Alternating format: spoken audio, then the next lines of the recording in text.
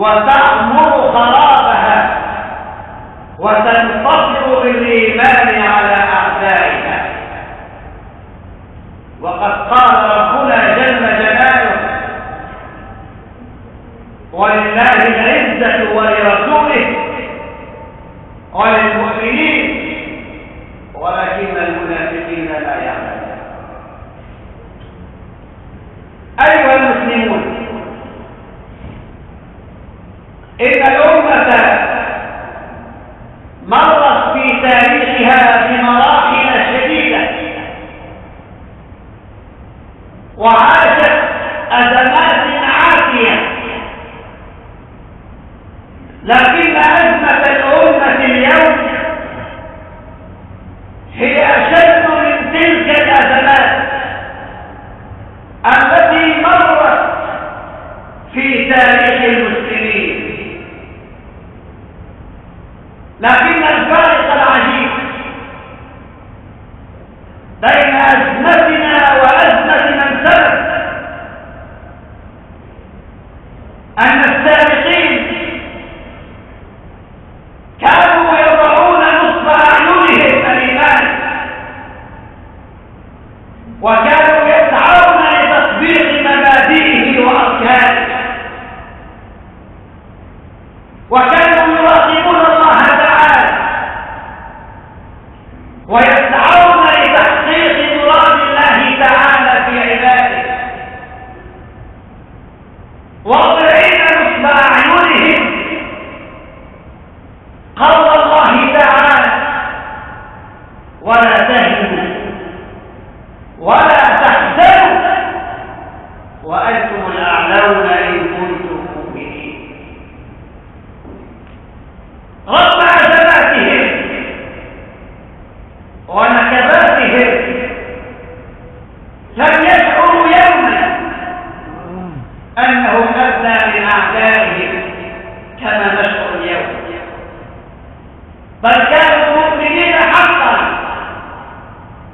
لم يكونوا ليتصوروا أن الإسلام هو سبب هزائمهم كما يعتقد البعض اليوم، بل كانوا يعتقدون،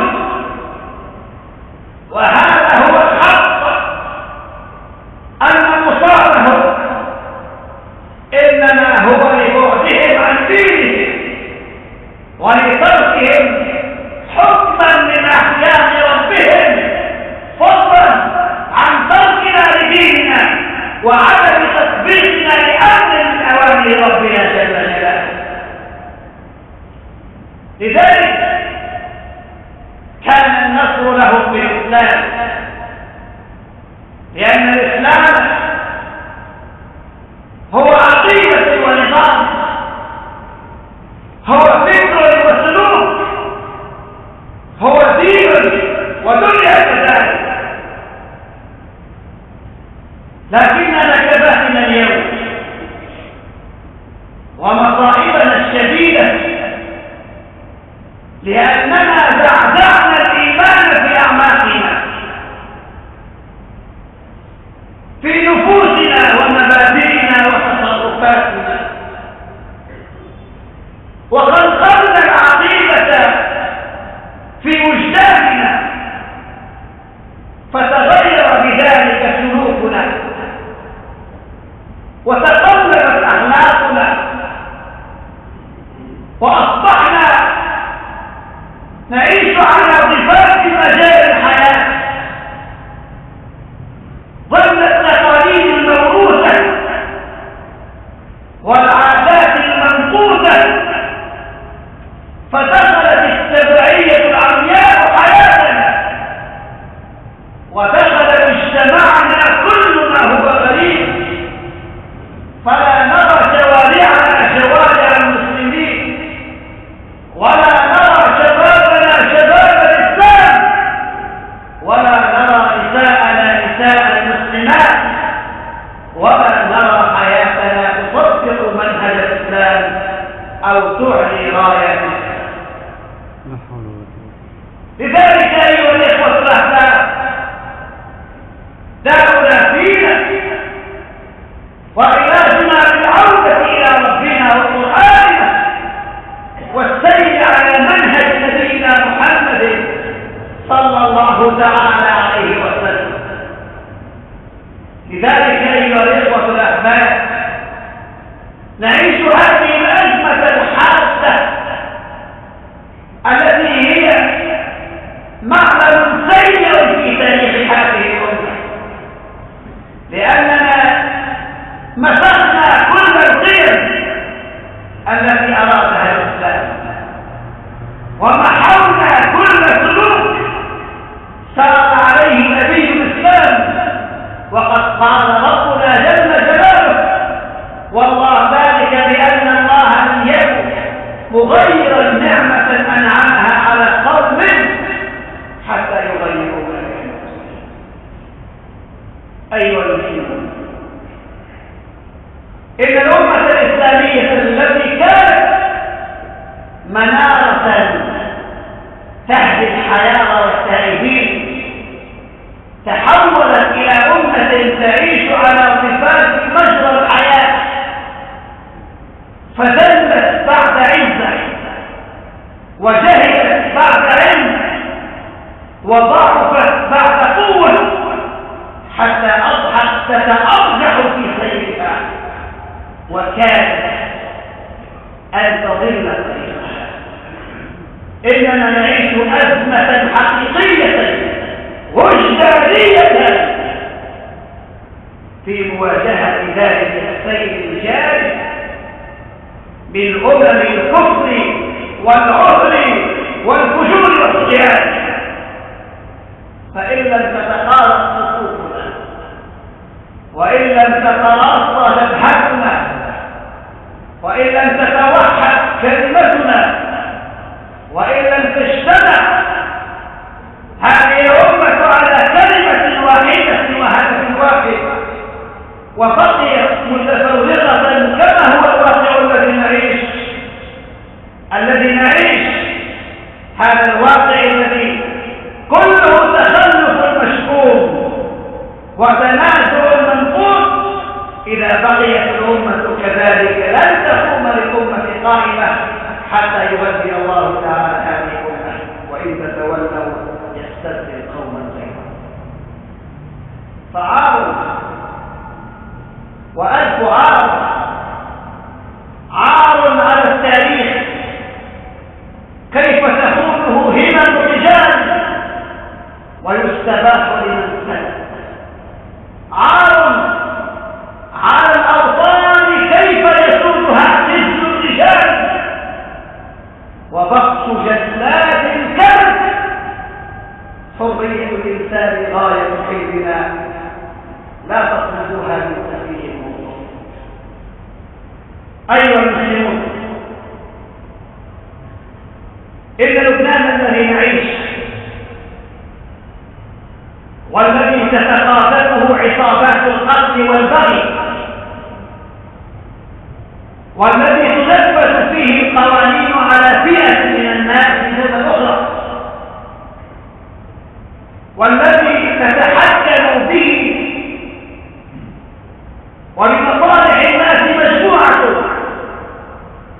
من القتلة والعصابات المجرمة والذي تجوب عرضه شرقا وشمالا وجنوبا، هذه الفئة الباقية والتي تعطل بلدا بأكمله.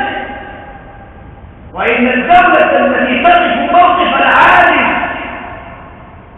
عن حماية الناس وتطلق العنان لهؤلاء المجرمين الفاسدين والقضاة البالغين وتتسولهم رجاء كف يد بطشهم وقتلهم وظلمهم، إن لبنان لا يمكن أن يستمر هكذا.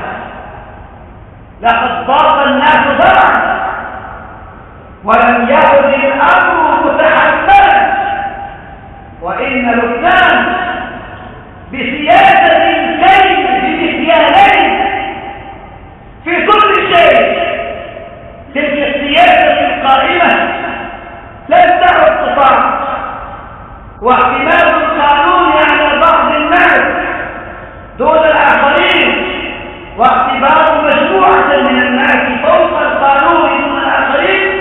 إن هذا كله نذير شبا وإعلان حربا وبيان بشرفها. سجون ملئت بالأبرياء إلى المسلمين منذ سنوات عديدة. لما لم يحاكم؟ لأن المكان غير موجود للمحاكمة، وحينما أريد أن يبنى المكان بدأت التفعية وبدأت المحسوبية وبدأت تظهر بيان الفساد في تلك المحاكمات. وحينما أراد أحدهم أن يبين ذلك اتهم بكرامته وبعزته. لما لم يحاكم هؤلاء المسلمون في تلك السجون؟ لما هم باقون هذه السنوات العديدة التي فاتت سنين محكوميته دون أن يحاكم؟ لما لم يتحرك سيقتتل المسلمون؟ لما لم يتحرك الحقوقيون في هذا الباب؟ أيها الإخوة الأحباب، السجون التي ملئت دون محاكمة هي على فئة من الناس، بينما المجرمون المعروفون بأسمائهم وأشخاصهم وأماكنهم وسكنهم وتنقلاتهم يصلحون ويصلحون في شرق لبنان وغربه، بل يخرجون ويسرون دون نصيب أو حسيب. فمن المجرم إذا؟ هل المجرم هو صاحب الجرم وهو مجرم، أم أن المجرم الأعفى جرما هو الذي لا يأخذ على يد ذلك المجرم وينفذ عليه حكم القانون؟ فتحركت الدولة من أجل مجموعة من الناس خطفت خارج البلاد، بينما المخطوفون داخل الوطن أكثر بكثير. لما لم تتحرك الدولة لفك سراحهم في وطنهم لبنان الذي أضحى المسلمون فيه مخطوفون جميعا؟ لما لم تتحرك الدولة؟ لكني أقولها كلمة لله، للتاريخ، أضعها أمانة في قلب وعقل كل مسلم. أقولها للساسة في هذا البلد: نحن أبناء هذا البلد، نحن أساس هذا البلد، نحن ولاة هذا البلد. لم نرضى الذلة في ديننا، لم نعطي البلية في ديننا. أما ساستنا فأقول له: أيها الساسة، إن كلمة الله عليا، إن كلمة الله عليا، وكلمة الله العليا لا يخدمها أناس لا يخدمها أناس سفلى وأيديهم. أيها المسلمون، إن تلك الجراثيم العفنة السرطانية الجاثمة على صدور إخواننا في طرابلس وفي عرسال وصيدا هي نذير شؤم ونذير لاشتعال الوطن لهيبة لن يبقي الأخضر ولا اليابس. والصبر له حدود، ولا يمكن الصبر أكثر من ذلك. حينما أجر المسجدين أو المسجدان في طرابلس، أعلنت طرابلس أنها تحت القانون. فلما لم ينفذ القانون في أناس عرفت أسماءهم وهم الآن يفرحون ويقتلون ويبطشون؟ أيها الإخوة الأحباب، الصبر أكثر من ذلك لا يمكن. فإما أن تأخذ الدولة زمام المبادرة، وإلا فإن المرء مطالب أن يدافع عن عرضه ودينه وكرامته.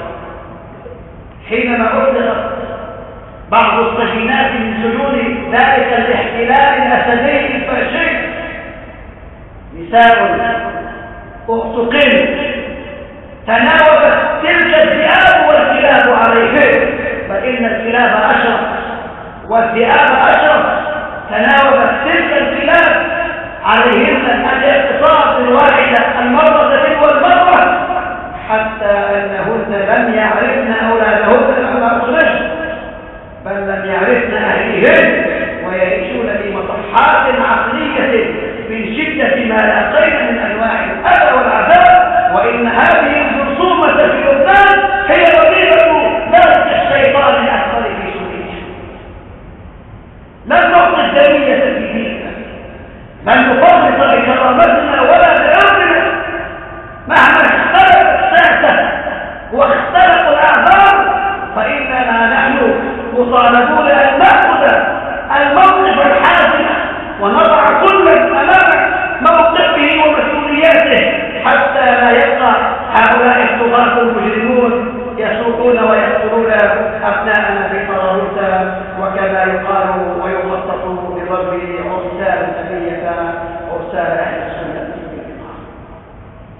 أيها الإخوة الأحباب، إن رجال أهل السنة رجال، وإن نساء أهل السنة عفيفات حرائر وأبطال، وإن الأمة نزلوا، وإن الله تعالى وعد، ووعد الله لا يخلفه سبحانه وتعالى، وعد الله سبحانه وتعالى المؤمنين بالنصر. اللهم انصرنا على أعدائنا، واجمع راياتنا، وطهرنا بأساسة المنافقين يا رب العالمين، واجعل كل بلاد